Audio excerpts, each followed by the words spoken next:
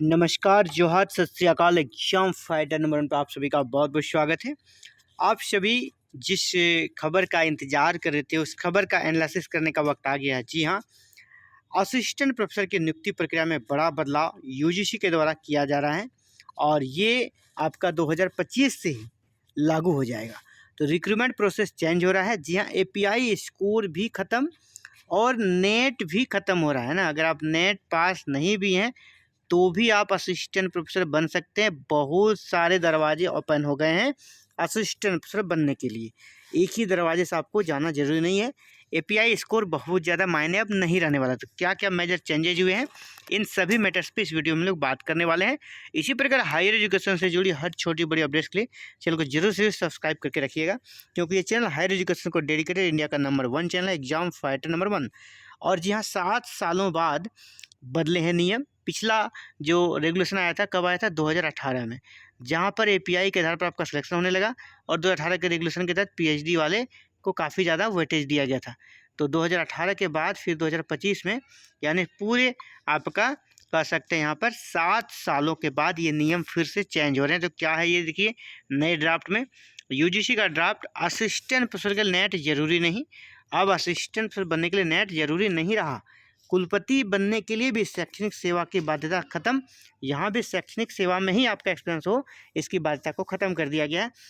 और यहाँ पर क्या क्या चेंजेज हो रहा है उसको आप समझिए, बारीकी के साथ समझिए, है ना, ताकि अगर आप नए हैं तो आपको किस दिशा में बढ़ना है एक अच्छा खासा आपको आइडिया मिल सके।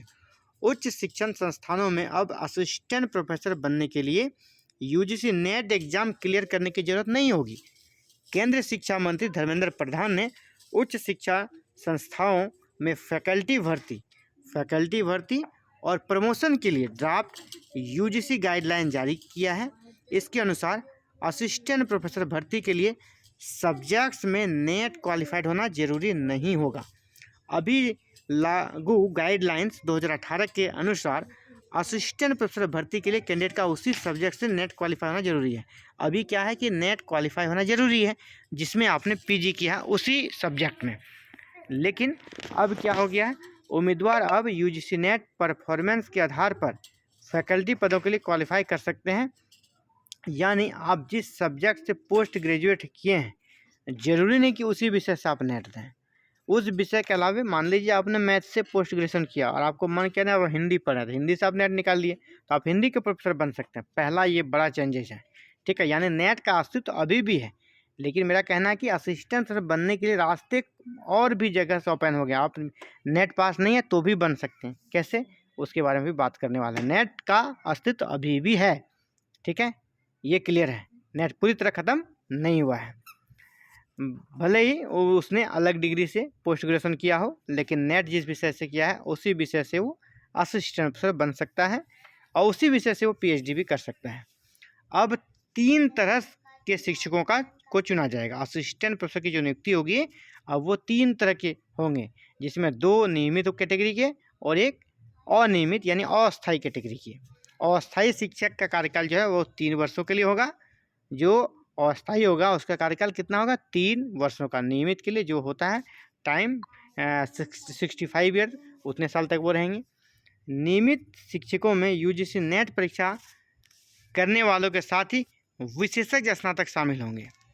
अब यहाँ पर किस किस विषय में आपका कह सकते हैं कि नेट नहीं चाहिए, वो कहा जा रहा है कि जो यूजीसी नेट परीक्षा करने वाले के साथ ही विशेषज्ञ स्नातक आप अगर मान लीजिए कि आप एमटेक हैं, ठीक है, मतलब टेक्निकल या मैनेजमेंट के क्षेत्र में अगर आप हैं, आपके पास डिग्री है और अगर आप नेट नहीं हैं तो भी आपके एक्सपीरियंस के आधार पर आप उस विषय में कैसे नियुक्त हो सकते हैं? प्रोफेसर ऑफ प्रैक्टिस के तहत। नई गाइडलाइन के अनुसार अब जरूरी नहीं है शिक्षकों के पास पीएचडी हो या यूजीसी नेट की योग्यता हो। प्रोफेसर ऑफ प्रैक्टिस योजना के तहत इंडस्ट्री में काम कर रहे लोगों को, मान लीजिए आप अगर एमटेक करके इंडस्ट्री में काम कर रहे हैं, ठीक है, आपका अच्छा खासा अनुभव है, 10 साल का अनुभव है, तो 5 साल का अनुभव है, तो आप उसके आधार पर यहाँ असिस्टेंट प्रोफेसर बन सकते हैं बगैर नेट के।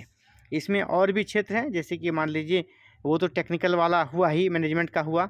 इसके अलावा अगर आप योगा में आपके पास सर्टिफिकेट्स है, ड्रामा में है, फाइन आर्ट्स, संगीत, एजुकेशन, कानून, सामाजिक विज्ञान, विज्ञान भाषा, पुस्तकालय विज्ञान, शारीरिक शिक्षा, पत्रकारिता, जनसंचार आदि क्षेत्रों में महारत हासिल स्नातक भी असिस्टेंट प्रोफेसर बन सकेंगे। यानी यहाँ इन क्षेत्रों में अगर आप का एक्सपीरियंस है तो आप असिस्टेंट प्रोफेसर बन सकते हैं बगैर पीएचडी बगैर नेट के। तो ये कह सकते इसे फ्लेक्सिबल कर दिया गया है कि ताकि अलग अलग क्षेत्रों से लोग यहाँ असिस्टेंट प्रोफेसर बन सकते हैं। इसके अलावा जो खिलाड़ी है ना, जो प्लेयर्स है, उनके लिए भी संभावना बनी। कोई प्लेयर्स को ऐसा नहीं कि नेट करना है पीएचडी करना तब वो असिस्टेंट प्रोफेसर बनेंगे। कोई क्रिकेटर है वो चाहे तो असिस्टेंट प्रोफेसर भी बन सकते हैं। कैसे, उसको देखिए। स्नातक डिग्री के साथ Asian para games, para sports, Commonwealth games, Asian games, Asia cup cricket में होता है ना, एशिया कप, भारतीय स्पोर्ट्स के राष्ट्रीय विजेता सीधे असिस्टेंट डायरेक्टर जैसे पद पर, है ना, जो कि असिस्टेंट प्रोफेसर काफ़ी बड़ा पद हो गया। Assistant director in physical education and sports या असिस्टेंट प्रोफेसर बन सकेंगे। इन शिक्षकों का मूल्यांकन अब शिक्षण पद्धतियों में, अब देखिए यहाँ पर ये बड़ी चीज़ें जो ऐड की जा रही है शिक्षा नीति में, इस जो नई ड्राफ्ट में, वो आप देखिएगा। अब वो क्या चाहते हैं कि जो शिक्षण पद्धति में नवाचार हो, है ना, तकनीकी विकास हो, इसीलिए तकनीकी वाले जो भी सब्जेक्ट्स हैं उनको नेट से कह सकते हैं कि एग्जम्प्टेड कर दिया गया है। तो नवाचार हो, जिनने नया इनोवेशन किया हो, कुछ अपने एजुकेशन के क्षेत्र में अपने और समाज को प्रभावित किया हो, उस प्रकार के लोगों को यहाँ आमंत्रित किया जा रहा है। इसके अलावा पुस्तक लेखन, आप अगर अच्छे राइटर हैं, आपकी अच्छी पुस्तकें हैं, लोग उसे पढ़ते हैं, अगर आपका नेट नहीं है, आपका पीएचडी नहीं है, तो आपके इस पुस्तक लेखन की क्वालिटी के आधार पर भी आपको असिस्टेंट प्रोफेसर बनने का मौका मिलेगा। डिजिटल शिक्षण संसाधन, मान लीजिए कोई बड़े जैसे हम जैसे लोग हैं और कोई बड़े हैं यूट्यूब पे पढ़ा रहे हैं ना, यूट्यूब पर, यानी डिजिटल शिक्षण संसाधन के वो अच्छे जानकार हैं, अपने एजुकेशन को एक्सपेंड कर रहे हैं और लोगों को कह सकते इस क्षेत्र में हायर एजुकेशन की जानकारी मुहैया करा रहे हैं डिजिटल वे में, तो वो भी असिस्टेंट प्रोफेसर बन सकते हैं अपने एक्सपीरियंस के आधार पर। इसके अलावा सामुदायिक सेवा, भारतीय भाषाओं और ज्ञान प्रणाली को बढ़ावा देने वाले लोग भी असिस्टेंट प्रोफेसर बन सकेंगे बगैर नेट और पीएचडी के। तो ये इम्पोर्टेंट कह सकते अपडेट था आप सभी के लिए यूजीसी ड्राफ्ट से जुड़ा हुआ, जहां हमने संक्षिप्त तरीके से आपको शॉर्ट में इस ड्राफ्ट को बताने का प्रयास किया। लेकिन आपके लिए मैसेज ये भी छोड़ना चाहूँगा कि ये अभी ड्राफ्ट है ना, ये अभी क्या है ना, ड्राफ्ट है। ड्राफ्ट के बाद अभी इसको एक्ट में बदलने में समय लगेगा। एक्ट किस प्रकार बदलेगा, तो अभी प्रोसेस है, अभी ड्राफ्ट ही मांगा गया, ड्राफ्ट को फिर अप्रूवल मिलेगा तब वो एक्ट बनेगा। तो एक्ट बनने के बाद फुल एंड फाइनल जो आएगा नोटिफिकेशन, उसके बाद ही ये क्लियर हो जाए, क्योंकि इसके खिलाफ भी बहुत सारे लोग गए हैं कोर्ट, इसके खिलाफ भी बहुत सारे आवेदन पड़े हैं यूजीसी को। जैसे कुलपति वाला जो मैटर है, इसका काफ़ी विरोध हो रहा है कि शैक्षणिक सेवा की बातें यहाँ पर ख़त्म कर दी गई है। तो एक तरह से यहाँ क्या होगा, नेता जो है, मंत्री हैं, बिजनेसमैन है, वो पैसे के बल पर यहाँ पर आके कुलपति बन जाएंगे, और जो पढ़े लिखे नहीं रहेंगे, उतने शैक्षणिक सेवा की बाध्यता है नहीं, तो फिर यूनिवर्सिटी को कैसे वो अच्छे से गाइड कर पाएंगे, कैसे डील करेंगे। यहाँ भी एक प्रकार से राजनीति का अड्डा बन जाएगा, है ना, ये एक प्रकार ट्रेंडिंग पोस्ट हो गया।